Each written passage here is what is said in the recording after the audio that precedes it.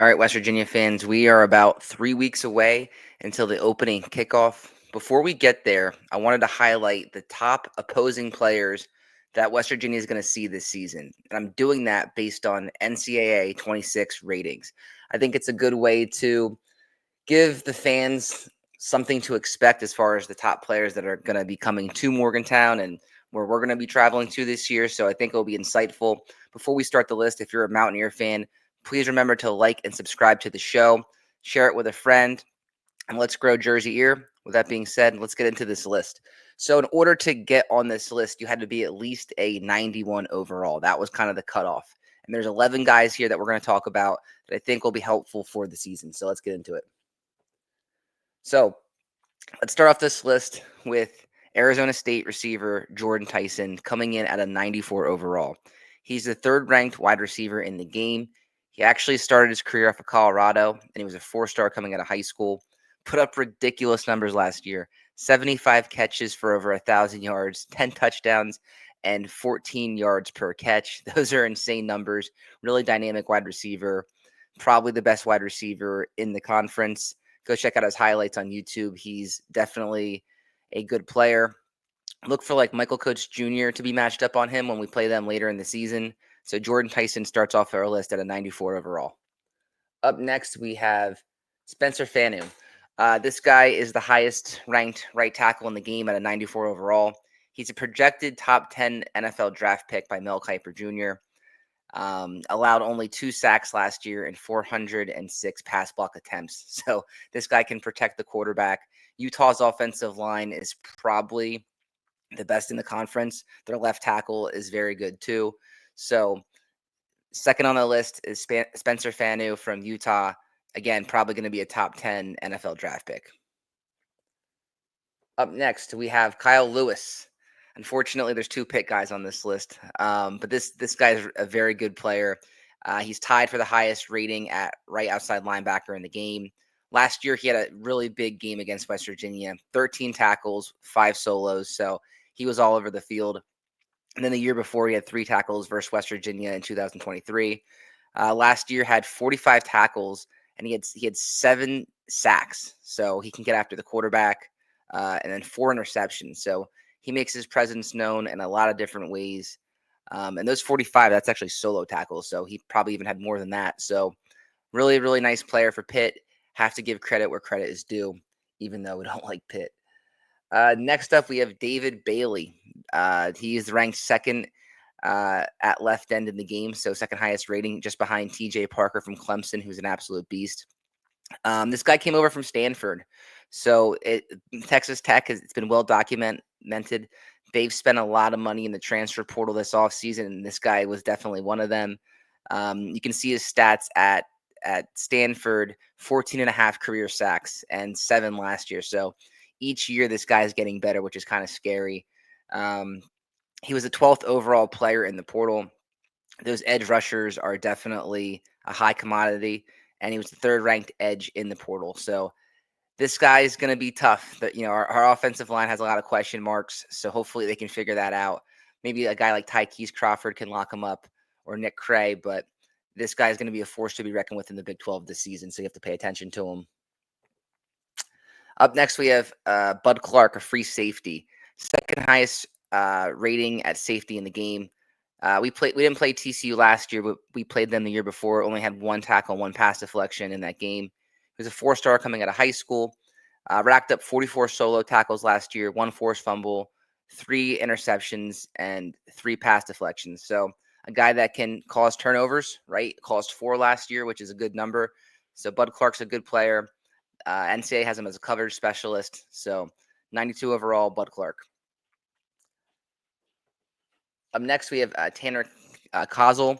He put up ridiculous numbers at Ball State last year. So he's going from Ball State to Houston. Look at his numbers last year: 94 catches for 839 yards and 8 touchdowns. That's an insane number for a tight end. So much so that he's 92 overall in the game, the 2nd overall tight end in the game, and he was ranked number 3 in the transfer portal this offseason. So watch out for him for Houston. He's a dynamic tight end, so it'll be interesting to see how they use him in the pass game this year. Up next, we have Jordyn Seaton, left tackle out of Colorado. As you can see this list here, he's the second rated left tackle in the game behind Caden Proctor from Alabama. So 92 overall, comes in at 6'5", 330. He's only a sophomore, so this guy has a lot of playing career in front of him. Colorado has always recruited decently under Deion Sanders, and this guy is definitely one of the gems of those classes. So Jordyn Seaton, going to be a good player for Colorado. Up next, we have Sam Leavitt. Sam Leavitt had a big season last year. 2,885 yards, 24 touchdowns, and 6 interceptions. You can see what EA Sports thinks of him as far as the quarterback rankings go. He's up there with guys like Sellers and Beck. He's one overall behind like Drew Aller and Nessmeyer, but he's in that category with those guys. The thing with Arizona State this year is Cam Scadaboo's not there. So they relied heavily on the run game last year. Will they be the same offense without Scadaboo? A lot of people think they will be, but that is going to be a big question mark that they're going to have to answer this season. But this guy is definitely a good player. He's only a sophomore, so again, he probably has his best football in front of him. The Big 12 has a lot of good quarterbacks, and this guy was the highest rated quarterback in the Big 12 according to the game. So Sam Leavitt getting a lot of praise this offseason. And then speaking of Arizona State, which is our third player on the list, Xavier Alford, a guy that has an interesting career, right? Started off in 2020 at Texas, and then 2021 at USC. And then because of injuries and things like that, didn't play again until 2024. But last year, he proved that he's still a force to be reckoned with, right? 2 interceptions last year. He had 85 tackles and 5 pass deflections.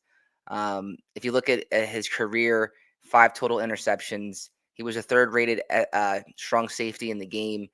Again, another guy that I love his highlight tape, 91 overall. So, like I said, Arizona State has 3 players on that list. I guess it's not that surprising, though, because they won the conference last year and they have a lot of guys back. So they should have a good team. We don't play them until later in the season, so we'll see what happens there. Another Pitt guy, unfortunately, Desmond Reid. He came over from Western Carolina last year to Pitt and made his presence known. 184 carries, 966 yards, and 5 touchdowns. He also was dynamic catching the ball, right? 52 catches, 579 yards, and 4 touchdowns last season. And that's where he really hurt West Virginia last year. Last year, he didn't get much going in the run game in that game. He only had 11 carries for 26 yards, but where he hurt us was the 4 receptions, 50 yards, and 2 touchdowns. So you have to watch him coming out of the backfield because he's a dynamic player. You can see on the list where he's at. He's like the 10th rated running back.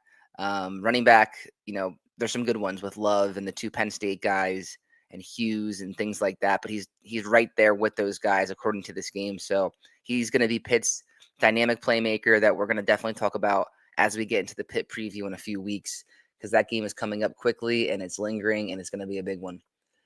And then to round off this list, we have Texas Tech right outside linebacker Jacob Rodriguez. As you can see from the graphic here, he was the preseason defensive player of the year in the conference. He started his career actually at quarterback at UVA, which I found interesting. So, that was just something that I couldn't believe, that you went from quarterback to right outside linebacker, and he's playing at a high level, obviously. Last year against West Virginia, had 5 tackles and 1 sack, so good stats there. 2024 overall, 78 solo tackles, 5 sacks, 3 forced fumbles, interceptions. So the guy is going to cause havoc and he's going to cause turnovers. Again, you can kind of see him on the list there. He is like the third or fourth rated right outside linebacker there. So he's in good company. So again, Texas Tech is a team that has spent a lot of money, and they should be an interesting team. They're going to get a lot of preseason hype. So that's kind of that. But anyway, that's the list. Those are the 11 players that you have to pay attention to because they're the highest rated players in the game. West Virginia had 2 players at an 89 overall, so none of those guys would have made this list if they were there. But I think guys like Fred Perry and Jaheim White can level up and get the overall rating later in the game. With that being said, that's the end of the list. Appreciate all you guys for watching Jersey Ear. Again, if you haven't yet, please like and subscribe, share it with a friend as we grow this channel. Have a great rest of your day. Let's go Mountaineers.